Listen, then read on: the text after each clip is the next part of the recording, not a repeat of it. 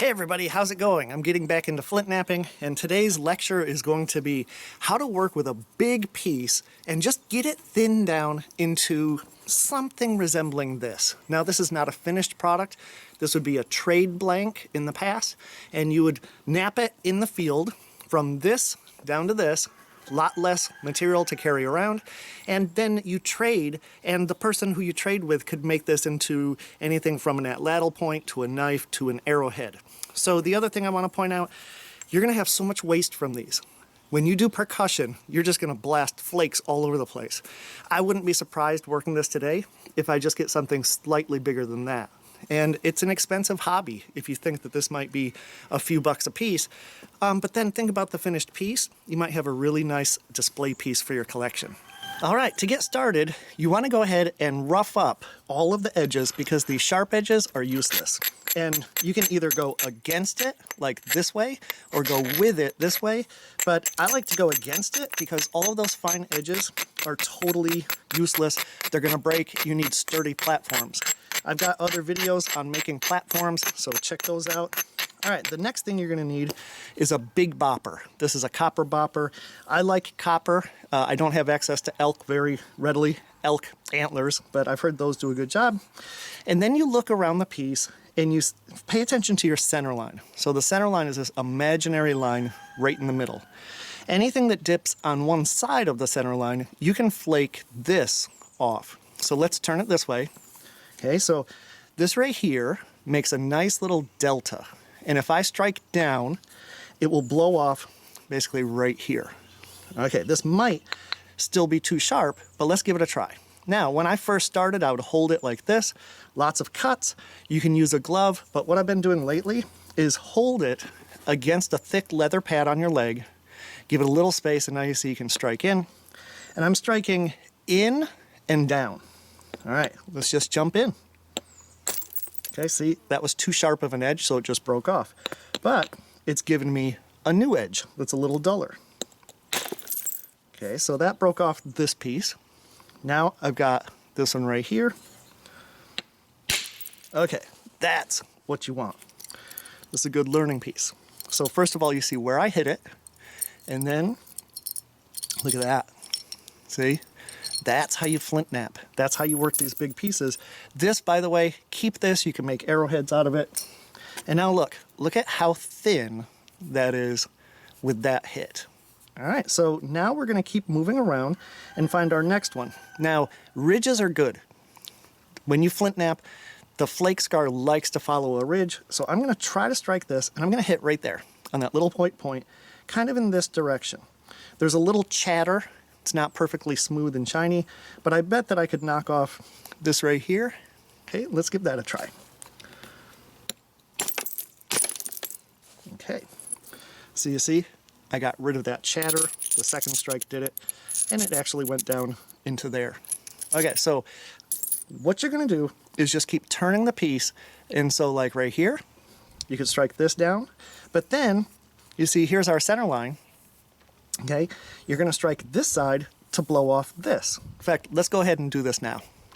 Okay, so some people would remove everything on either side of this little point with a smaller bopper or maybe even a pressure flaker, and then try to get this. In my experience, if I hit this, it's probably going to stop. It's probably going to make a little cliff here, but I just want to show you what hitting right here is going to do to this piece. Let's see. Okay, just a bunch of chatter. So now I'm going to move up just a little bit, and I'm going to hit right here. All right, look at much better, right? Now I told you that I was going to get chatter. When you strike a flat face and you go in, it tends to go in really deep and then stop without feathering out. So I really showed you that as what not to do. You can do it and then try to remove this from the other side. In fact, I'll go ahead and show you how to fix that. How about that? Now what I'm going to do is flip it over and strike here and blow it this way, and hopefully it'll smooth out nice like that. And again, you see we're slightly below center line right here. So we flip it this way. You see what I'm doing? I'm trying to get this bulge to go all the way down here. All right, let's give it a try. Okay, a good learning piece again. Let's see what it did. Okay, here's a small flake, here's a bigger flake. Oh, and look at that, look at that. It went all the way across and it met up. Now I've still got a little ridge here, but you get the point. You go from side to side. Okay, look at your piece. I've got a nice platform here, and you see it's this side of the center line. So if I hit here, it should thin a lot of this. Let's give it a try. Okay, so that was this flake scar. I hold it up on a side. So you see, I'm just working these low points. In fact, I could probably work that little tiny point right there. Let's see if it follows the ridge. Okay, it followed the ridge. Again, good learning point. You see how it followed the ridge here. And I'm just going to keep doing this all the way around the piece.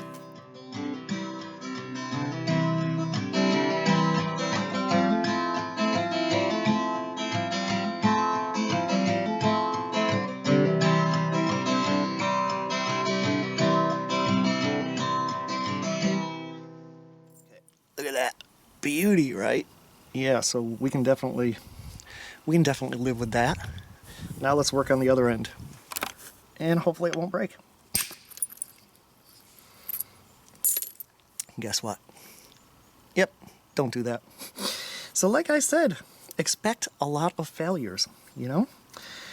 Oh, okay, well, let's just keep going. Now we're gonna have two thinned pieces. So let's just finish up with this one, zigzag it.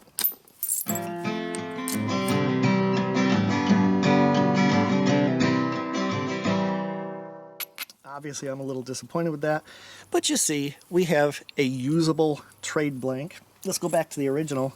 The original's right there. This one, I was hoping it would be bigger, but you get the point. You can keep thinning this using the same technique, and don't try to get it crazy thin. Anything thinner than this really is not necessary.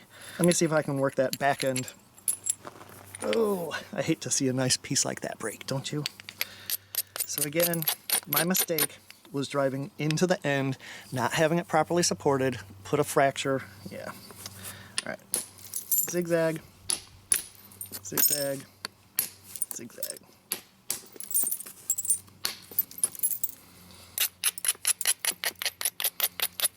Just a couple more little touch-ups. Maybe get rid of this. There we go. All right. Well, I hope this helped. Again, if you thin too much, you're going to be left with nothing. So what I ended up from that rock was I ended up with these two preforms. Hey, keep practicing. You're going to break a lot. I've been doing this for years. I still break a lot. But you can always end up with a nice arrowhead or an atlatl point or a small knife.